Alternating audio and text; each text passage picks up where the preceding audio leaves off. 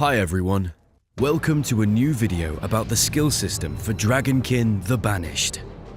For those who have only just found out about the game, Dragonkin the Banished is a hack and slash in which you need to hunt down powerful dragons to end their domination and ultimately liberate the world. Dragonkin the Banished will be available in early access on PC on March 6, 2025, and will release later on PS5 and Xbox Series X and S. If you didn't watch our first video introducing the character classes, you can find it via the card at the top right of your screen. As a quick summary, there will be 3 classes available when early access launches. The Knight wields an arsenal of fire, the Barbarian boasts titanic strength, and the Oracle with draconic powers. Now let's get back to the topic of this video. At the heart of Dragonkin's skill system is the Ancestral Grid.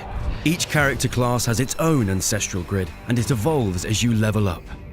The Ancestral Grid only becomes a powerful asset when fragments are added to it. Fragments are items that you find as loot and are made up of hexagons. Each hexagon in a fragment represents a skill or a skill modifier. The further you progress in the game, the more powerful the fragments become and more complex in shape.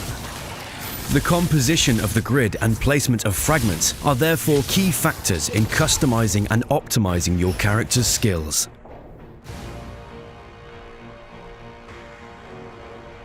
When you place a fragment containing a character skill on the Ancestral Grid, it appears in your skill bar, and you can then use the skill. You can upgrade skills with modifiers. You simply place a fragment with a modifier on the grid so that it touches another fragment containing a skill. By stacking modifiers, you reach more powerful tiers that increasingly upgrade your character's skills. There is also a keyword system to help you work out if a skill is compatible with a modifier. Let's go to the town's training arena and look at a few examples together. Here you can see the Solar Jolt skill in its base version.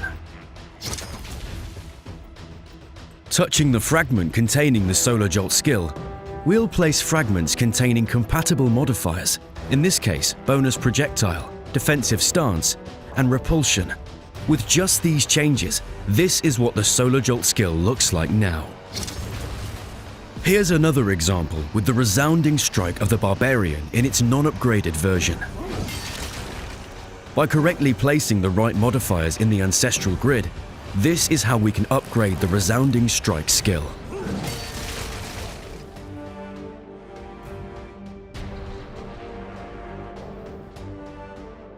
During your adventure, you will also be accompanied by a Wyrmling, a creature with unique powers tied to an element: fire, ice, toxic, or electric. You can change your Wyrmling type whenever you want in the main town. Wyrmling are also tied closely to the Ancestral Grid. They also have their own skills. By placing a fragment containing a Wyrmling skill right next to a fragment with a compatible character skill, you can trigger an additional effect. Here, my character is accompanied by an electric Wyrmling. As you can see in the grid, we place a fragment containing an electric Wyrmling skill right next to a fragment containing the Knight's flamethrower skill. A Wyrmling skill only triggers if a condition is met. In this case, it just needs a skill to be activated. The flamethrower therefore triggers Stormcool when activated. Let's look at another example with the Oracle. In our Ancestral Grid, we place the Ice Wyrmling Snow Animation skill, which is compatible with the Oracle's Ethereal Stings skill. Its description says that it triggers when an enemy is hit. You can see that when the Ethereal Stings skill deals damage to the training mannequin, the Ice Wyrmling skill triggers. Of course, the Wyrmling skills can also be upgraded with modifiers just like character skills, as long as the modifiers are compatible. Furthermore, a character skill can even trigger multiple Wyrmling skills as long as they are compatible, which further increases customization possibilities for your skills. As you can see, each character class and each Wyrmling type are associated with an element. By triggering your Wyrmling skills, you can use its element as well as your character's element. If you sufficiently upgrade one of your character's skills in the Ancestral Grid, you enable what we call symbiosis. Your skill combines with your Wyrmling's element. For example, The Knight's Flamethrower skill can deal ice damage if you have an Ice Wyrmling. Symbiosis changes the appearance of your skills as well as their effects.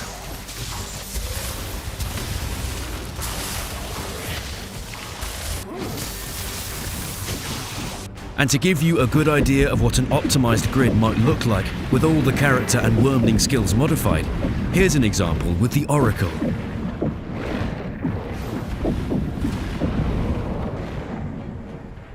As you can see, Dragonkin's skill system with the Ancestral Grid, Fragments and your Wyrmling offer a vast amount of freedom to customize your skills and playstyle. Experiment, combine, optimize and release your inner ancestral power. Thanks everyone for watching and for your ongoing interest in Dragonkin the Banished. We can't wait for you to play the game, and we look forward to reading your feedback on this video.